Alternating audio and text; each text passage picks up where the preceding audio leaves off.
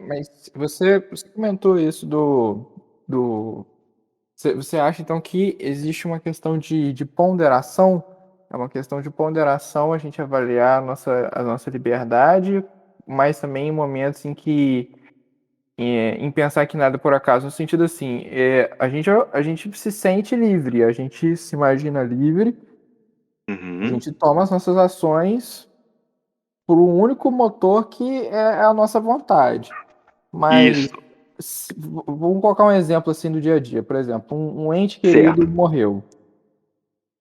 Uhum. Assim, se eu quero pensar que eu sou realmente livre, é, porque o que acontece numa situação dessa, você para se confortar ou confortar outra pessoa, você quer imaginar que aquela morte não foi em vão, que alguma Sim. coisa de bom vai vir daquela morte. Mas Uhum. se ao mesmo tempo não é por acaso, então a vida daquela pessoa já não estava em liberdade, porque se a morte dela não foi por acaso, ela tinha um propósito. Se ela tinha um propósito, ela tinha um momento para acontecer para gerar aquele propósito. Então, Isso. porque assim, eu fico pensando assim, para o cristianismo, é, a gente imagina que existe Deus e que as coisas vão seguir uma ordem, vão seguir as leis dele, vai ter uma harmonia, mas ao mesmo tempo a gente tem o nosso livre-arbítrio para fazer aquilo que a gente quiser, então se a gente desviar do caminho certo, a culpa é nossa e a gente tem que se arrepender. Mas Uhum. como que eu posso acreditar que existe essa harmonia e existe isso, mas ao mesmo tempo eu sou realmente livre, porque se minha vida tiver que servir para um propósito, alguma coisa, eu não sei se eu vou estar sendo livre.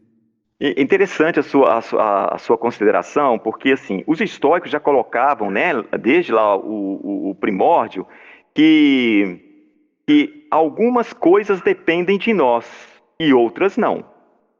Então, que a gente não deve fiar a nossa felicidade nas coisas que não dependem de nós. Nós só devemos fiar a nossa felicidade nas coisas que dependem de nós. Então, vamos dizer o seguinte: o caso da morte, né? É, a, a morte, como o fim último, né, de todo e qualquer ser humano, isso não depende propriamente de nós. O que depende de nós seria, por exemplo, os nossos desejos, né? Os desejos são meus. Portanto, eu posso moldar os meus desejos tentando ser feliz. Aqui no caso dos estoicos, é conformando os nossos desejos àquilo que está de acordo com as condições do mundo, né, com as condições da natureza, com a ordem do universo. Agora, por exemplo, né, para não ficar apenas nessa questão da morte, títulos, cargos, né, são coisas que dependem de nós? Não, essas coisas não dependem propriamente de nós. Então, tudo aquilo, quer dizer, vamos tentar abstrair os exemplos, porque em determinadas culturas, né, até pode ser que as coisas dependam da gente. Mas tente imaginar, cada qual tente imaginar o que nas suas condições depende de você e o que não depende de você. Você não deve se preocupar com aquilo que não depende de você. Por que razão? Já dito, porque não depende de você. Então, se você for desejar que as coisas sejam diferentemente do que são, só lhe restará sofrer, porque não está na sua dependência determinar essas coisas. Então, vamos tentar nos focar, segundo os estoicos, naquilo que depende estritamente da gente, né? E construir a nossa boa vida, a nossa vida feliz, em cima daquilo que depende de nós.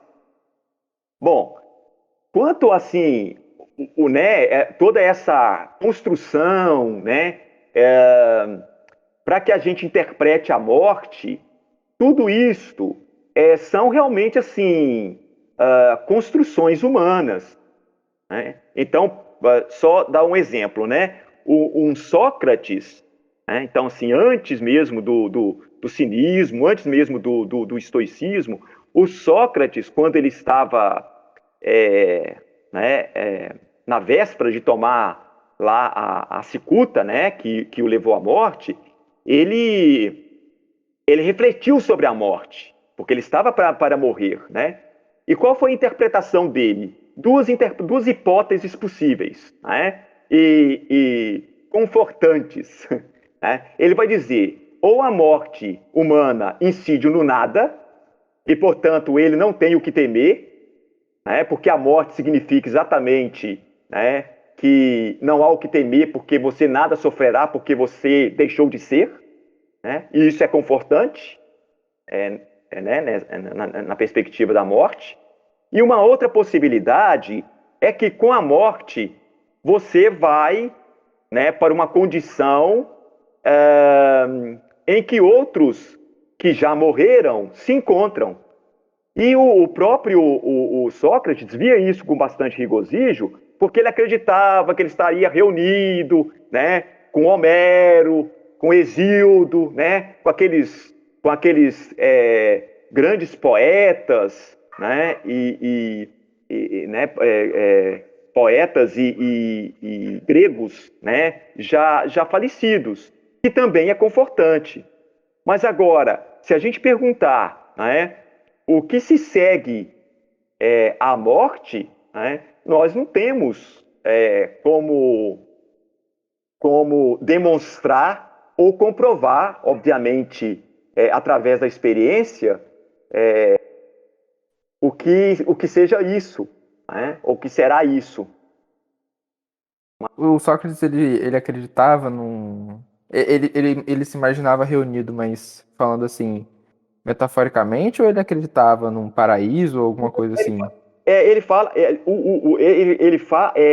bom, vamos assim dizer, de um modo geral, os gregos, né, muitos gregos, e isso era até predominante, acreditavam numa região ou no mundo pós-túmulo, né, que geralmente chamavam de Hades. Depois esse Hades ficou parecendo que era apenas um inferno, né, mas isso é uma interpretação posterior da tradição cristã, né, porque a tradição cristã coloca de um lado o céu, de outro lado o inferno, depois disseram também de um purgatório, de um limbo, aquela coisa toda. Mas entre os gregos antigos, de maneira predominante, né, falava-se realmente né, de você atravessar o rio, lembra lá? Né? De você pagar o barqueiro, né? E qual é a moeda que você Lembro, paga sim. o arqueiro, o barqueiro para atravessar o rio, né? Quer dizer, dessa vida para outra, né? Com as suas boas ações, né? Aí vai ter toda uma construção né, de ética, né, do comportamento humano devido, né, para que você possa fazer uma boa passagem. Então existia já no tempo de Sócrates uma compreensão bastante popularizada, né, mítica, nesse sentido. Né? Agora, filosoficamente, essas coisas, essas narrativas, né, elas vão também elas vão ser ocupadas pelos filósofos, né?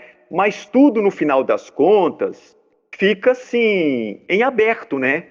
Em aberto. O próprio, por exemplo, para pegar esse filósofo contemporâneo que eu já citei, né, pelo menos que abriu a contemporaneidade, que foi o Kant. Né?